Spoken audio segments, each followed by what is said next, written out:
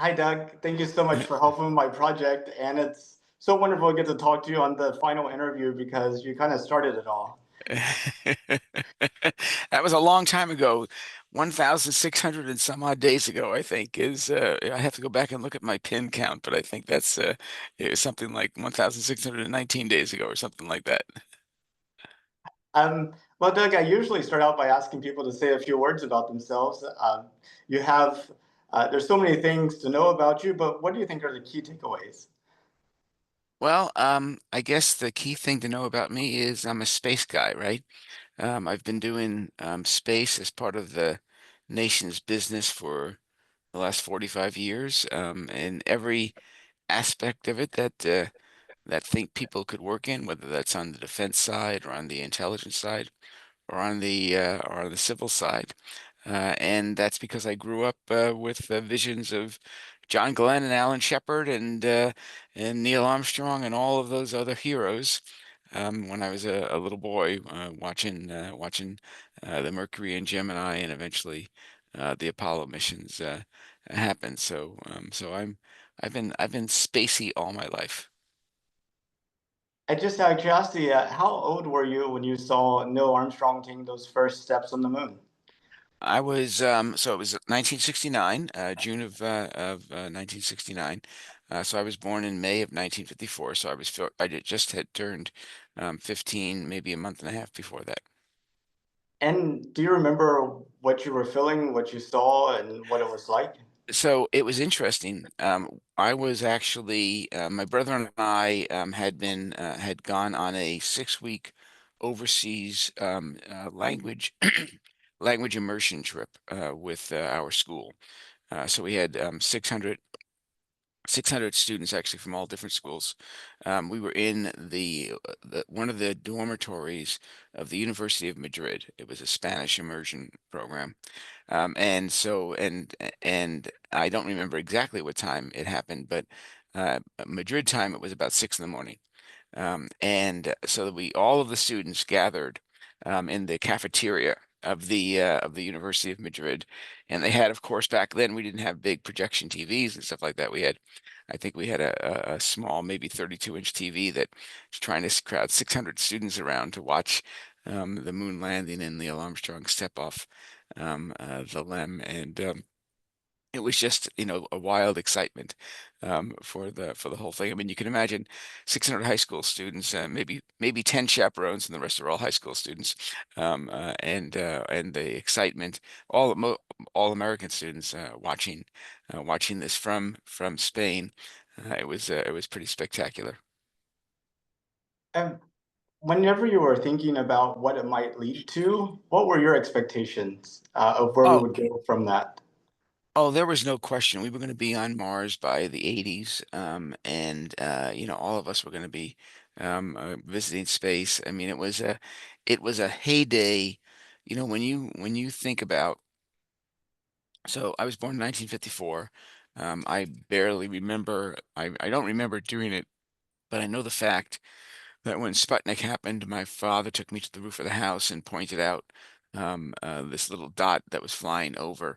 So we grew up in the space age, right? We grew up from the very first baby steps of the space age of Sputnik flying around to barely 12 years later, us stepping on the moon. And we grew up with 2001: A Space Odyssey and Star Trek, the original series, and it was clear that we were on this trajectory that was, straight up, and that we would never stop going. We didn't understand dollars and costs at the time we were kids, right? We didn't understand how much these big government projects cost, nor did we understand how the nation could get bored of things so quickly, especially these days. So to us, it seemed like all of the science fiction that we'd grown up and read, whether it was Arthur C. Clarke or Robert Heinlein or Isaac Asimov or any of those great authors, was all going to come true in our lifetime. And it was clear that that was going to happen. And so you can imagine that we were all disappointed when the Apollo missions ended, and then we seemed to stall after that without a real purpose. So it was just an amazing time to live through, and and one that I hope we can have our kids live through at some point. And whenever Apollo 17 made that last landing and return, Mhm. did you really have a sense that this was going to be a long pause, or was the thought that something new would come along fairly quickly? I don't remember specifically what I thought, but I think certainly most of us believed, okay, well, this is just we're stopped going to the moon. Now we're going to concentrate on something else, and probably Mars was next, and that would come along. So that was certainly, I think the thought. That was the mid '70s, obviously, and the nation had just gone through had just gone through Watergate, but we hadn't gone through the Iran hostage crisis yet at that point. So the future looked pretty bright still, even when they canceled Apollo. But of course, most of us didn't realize what was actually the plan or those kind of things. As you would expect, most normal Americans weren't focused on on it every day. The excitement of the moon missions had worn off. You've all seen the movie Apollo 13, where in the movie, nobody even tunes into the broadcast until they get into accidents. That was actually true. Most people had stopped noticing Apollo. So yeah, so it was. I think we all thought something would come along really quickly, but it obviously it didn't happen. Yeah, I've been thinking about that phenomenon a little bit more. There's so much interest around sports and Hmm. competitions and things like that. And uh, it feels to me that people have a lot of interest in things where the outcome is uncertain. And then in terms of space exploration, we do so much to make sure that the outcome is certain. That kind of takes away that maybe interest Hmm. that's Hmm. natural. I was wondering if We all go to a car race so we can see the crashes. that's right. Yeah. But I was wondering if you had thoughts on ways to bring about more excitement and interest in the space program that was healthy. Yeah. Yeah. One of the things when I was at NASA, I don't know if I think you were, I was starting to work with the Girl Scouts of America, and I was going to put the pictures of female astronauts on the backs of Girl Scout cookies, because celebrate girls and women than to put pictures of female astronauts on the back of the things. And what better way to inform the American public happening in the space program, because every American buys Girl Scout cookies. I mean, it's just one of those things that one of those shared experiences that we all have, right? Um, and so my we could we could do what you're trying to do, which is to alert the nation about the Artemis program, and that through Girl Scout cookies. I'm sad to say that after I left, folks dropped the idea. It never happened. I will still recommend to the next team that they try it again, because I think it's important that Americans, think about this stuff and have excitement about this stuff. And teams, part of the reasons why people get so excited about sports, I think, is because it's their team, right? It's their hometown, right? It's their hometown is. I mean, a little bit of an exaggeration if you're from New York or this, but nonetheless, it's your town, right? It's your team, and you root for your team because they're yours, and you know them, and you know the guys, and so currently the space program, it doesn't have heroes in it and people you can look up to, and so we need to start making it more about those people. We all knew the names back when I was a kid. We all knew them. Every astronaut for every mission, we knew the people. Um, that's barely the case today, and that's how we create connections with things. We don't create connections to nameless machines. We create connections to people. And it's kind of interesting as the volume of astronauts have gone up, it's harder to keep track. But the Hmm. same token, you may have a closer personal connection with a particular individual astronaut. So Yeah, you have like these two forces kind of exactly. operating opposite sides. Yep. Yeah, absolutely. Yeah, it is strange. Yeah, I suspect there's probably, you've heard 6 degrees of separation. I suspect there's almost nobody in America who isn't, 6 degrees of separation or less from being related to an astronaut. But they probably don't even know it. Well, one thing I really liked about your hero of the day was actually emphasizing the non-astronaut people that are involved in the space program, because it takes so many different skills, and maybe you don't want to actually travel to space yourself, but you want to be a help support the program. There's a place for you, and I thought that was really an amazing thing. I was wondering if that was part of the intent behind your program and how that worked out. Yeah, it was there were several reasons of and number one, I have to give credit to my wife who as we were getting ready to take over the job at exploration organization. She was the one who kind of thought about the countdown of the days, and then I said, well, we should celebrate a person each day. And it sprung from a story that is often told, and nobody knows if the story's true or not, I guess.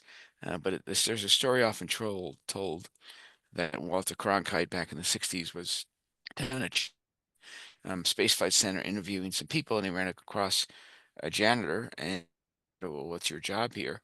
And the janitor said, well, my job is getting men to the moon. And of course he was not personally involved in it, but he was personally involved in it. His Without that janitorial function, the toilets would get backed up and you wouldn't be able to get people to the moon, right? So um and my first hero of hero actually a gentleman of similar ilk. He was the guy who was the building manager at NASA headquarters, who helped me get all of the things I needed to do as I moved in. And I don't remember John's last name, but his first name was John. And he helped get me situated so I could do my job.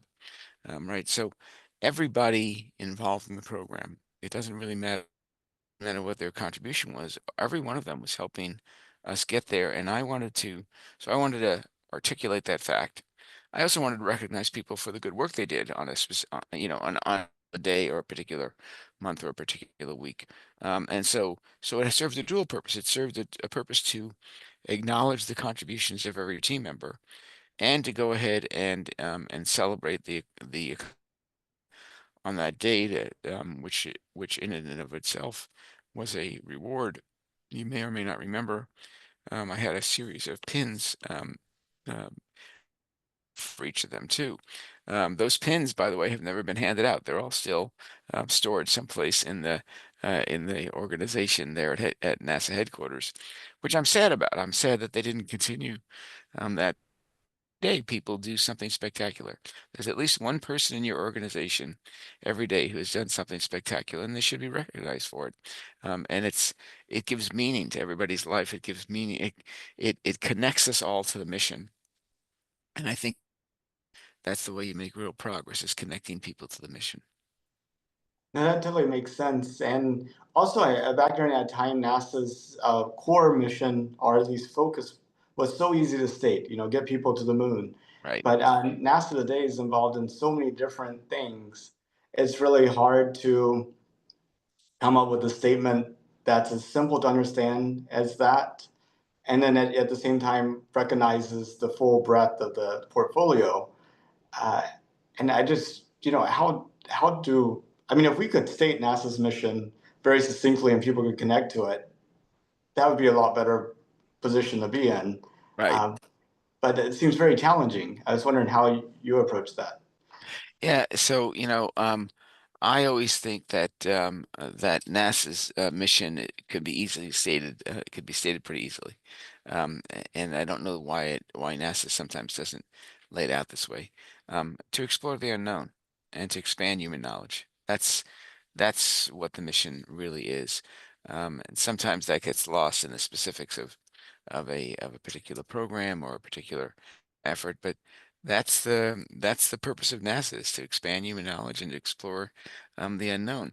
Whether we do that with machines, as we do for the Science Directorate, or whether we do back at the Earth as we do for the, Earth sciences, or whether we do it in pushing the bounds of technology, or we do it with people going to space.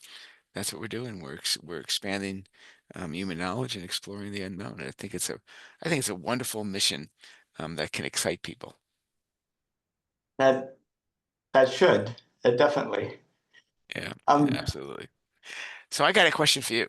okay, You've done hundreds, maybe thousands of, how many have you actually done? 1,840. Wow, that's fantastic. That's fantastic. So you've done 1,840. Of those interviews, how many people, and I know you just stopped random people here and there. So how many people were even aware that we're going back to the moon? What percentage do you think? About 20%. Really? That's amazing. That's amazing. What have been your think has been the normal, what are some of the best reactions you've had, or the best kind of statements of surprise, or condemned it, or what, I mean, what stands out in your brain as some of the more entertaining things that have happened? But there is one of the questions I ask at the end is usually, would you take a trip to space? And Uh, right before COVID, I was at the gasoline station pumping up my car, and my son had recognized one of his classmates with her mom, and mhm. so I was interviewed them, and I got to that question, and would you take a trip to space? And the mom's like, yes, definitely, and the daughter's like, no, I don't think so. And the mom was like so surprised, like this is something she didn't know about her daughter. And she's like, you do everything. Why wouldn't you take a trip to space? And I thought that was a really touching moment. That So I thought that's kind of cool. that's kind of cool. That's kind of cool. It's also interesting, that generational change, that I'm presuming the mom was probably in 40s, and the fact that the younger one, you'd think the younger person would be the one who would say, "Yeah, go to space," and the older person would say, "No, no, I don't want to do that." So that's an interesting dynamic. That's fantastic. I think Uh, a lot of it may have to do with the way we think about risk and personal safety and stuff like that, and hmm the way we try to keep our children safe. Uh, Yeah, in some ways, the mom may have actually caused her daughter to do that with, you know, don't do this thing, be safe, be safe. yeah. Very interesting. Very interesting. Well, space. This is one of the things I was thinking we might talk about today. Space, of course, is always risky, right? It's a harsh, hard environment. It's always going to be a risk calculus, and I think one of the reasons that we are not where we wanted to be here at the end of almost 5 years is that we just didn't want to take enough risks in what we were doing.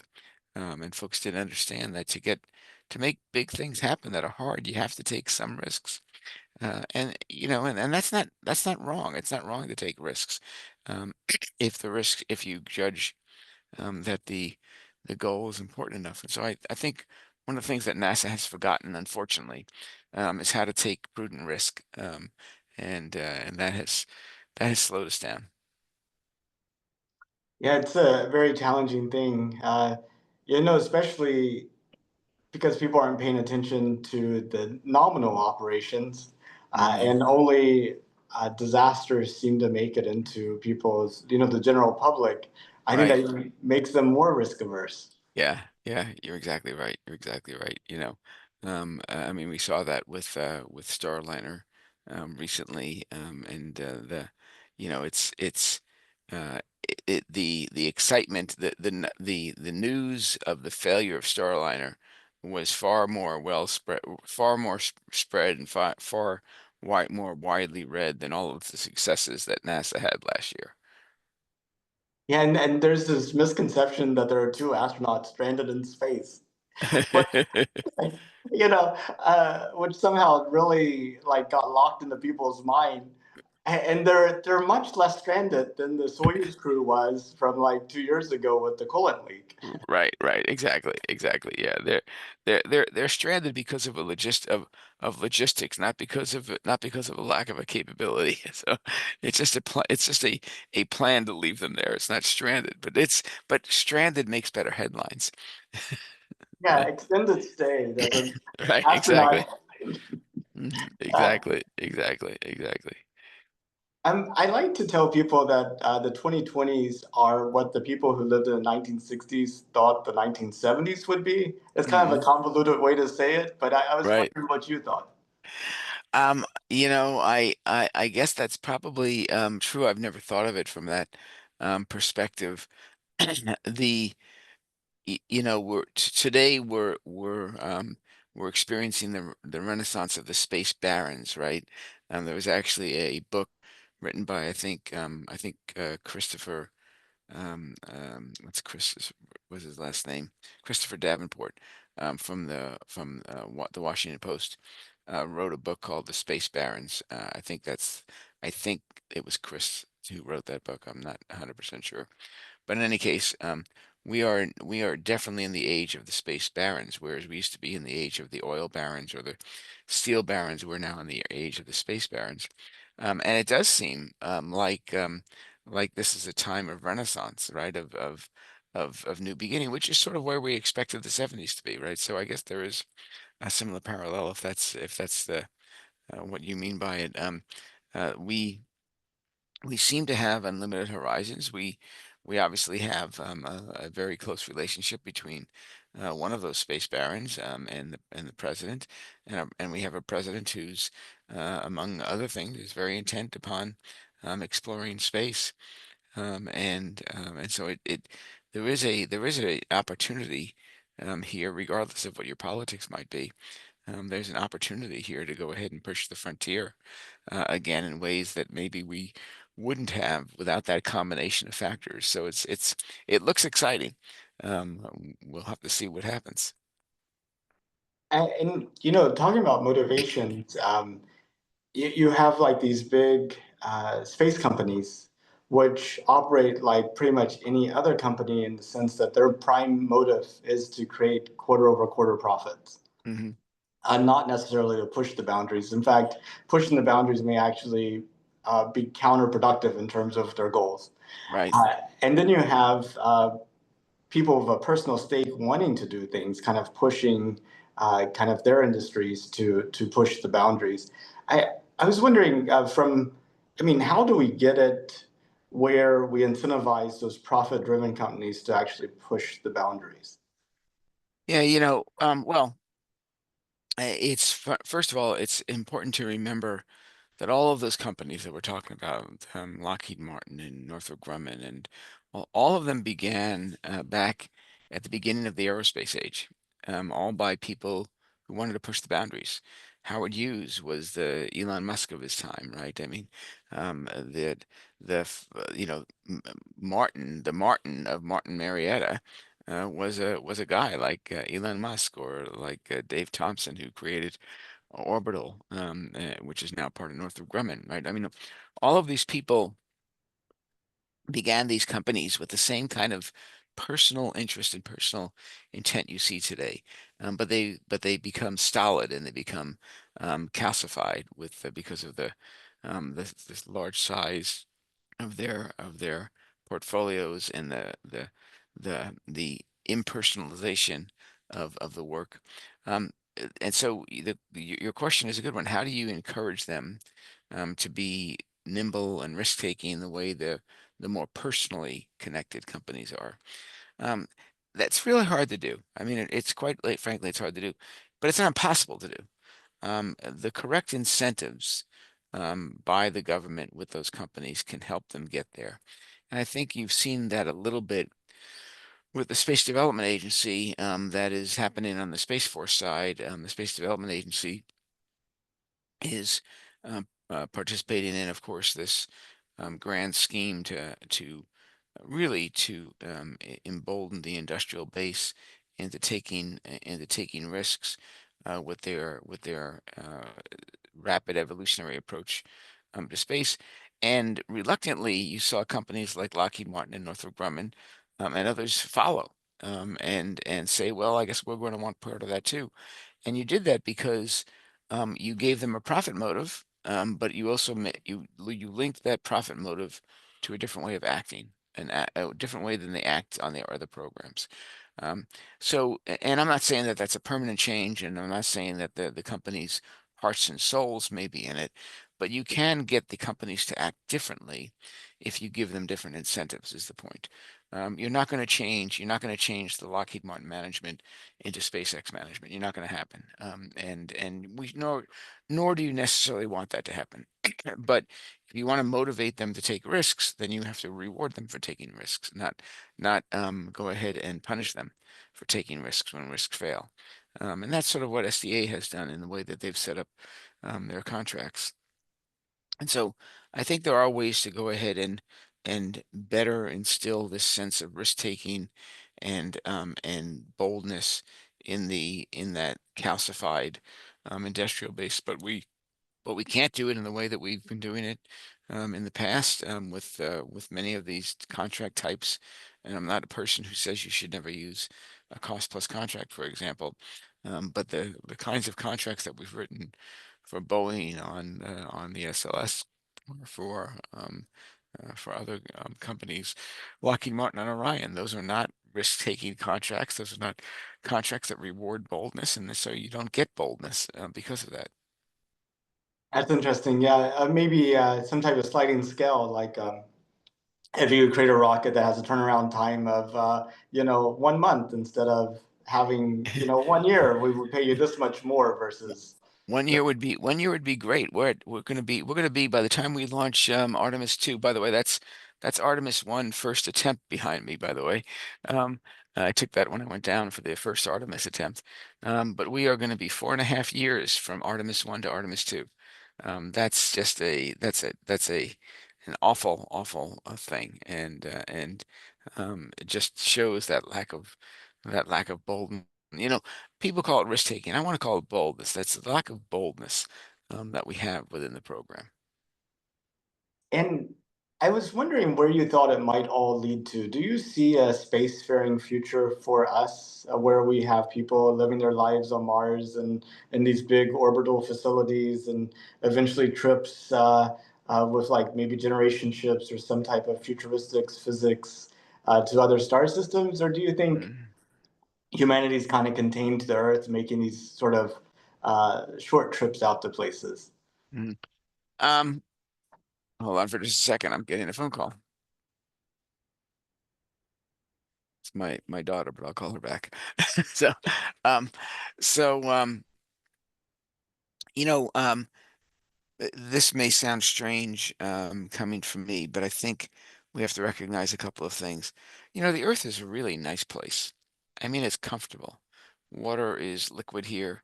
The temperature is temperate. There's air to breathe anywhere we go on the surface of the planet. There's no place else in in a known planetary system today that reflects that. Um, you've heard Elon Musk, who I think has done wonderful things for the nation in terms of space. You've heard him say he wants to terraform Mars because we're burning out the Earth. Well, we'll never burn out the Earth where will be as bad as what Mars is today.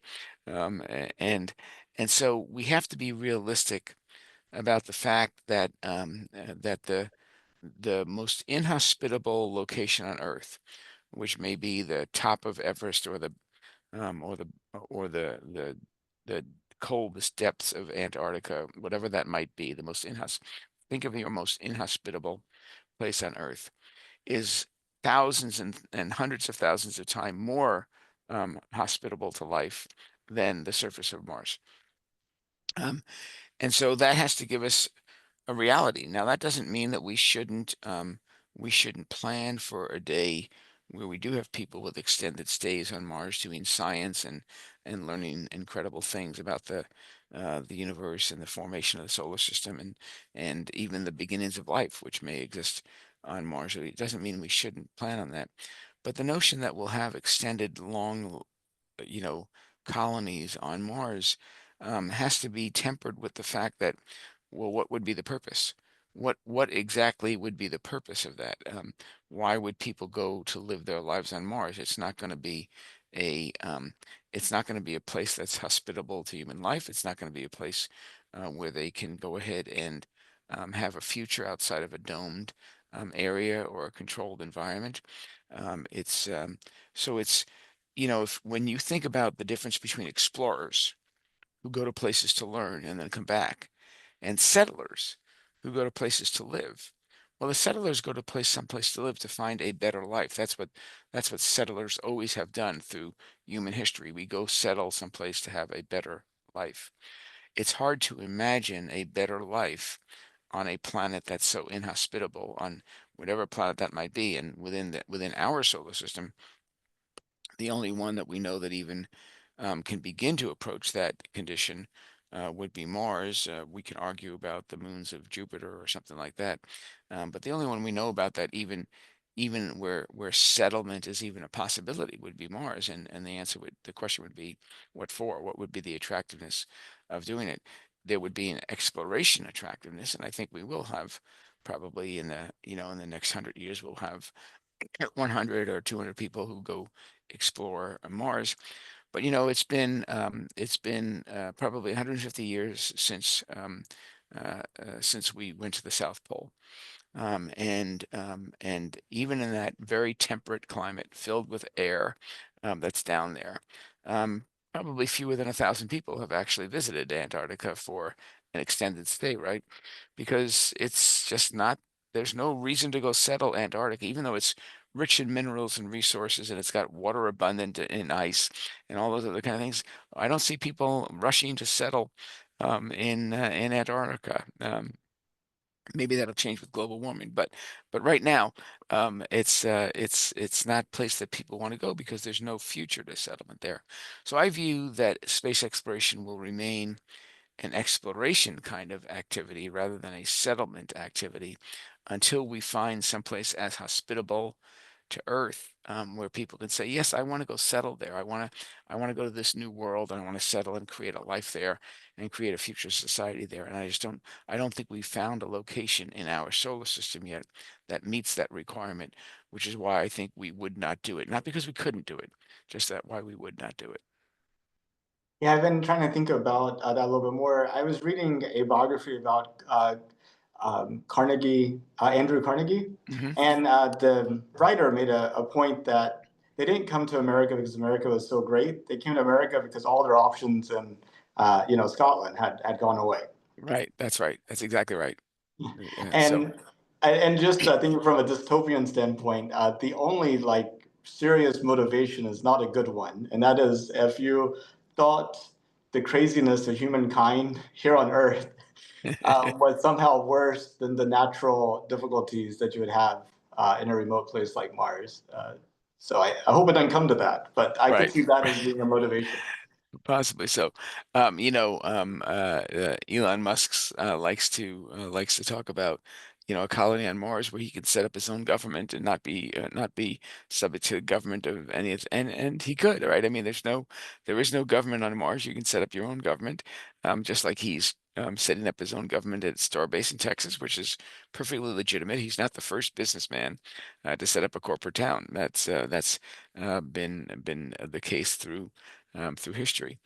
So yes, you could do that, but I think the in the future we can see, which I always figure the future we can see is less than 50 years away, right? In the future we can see, I think there's still a whole bunch of exploration and science and understanding to be gained.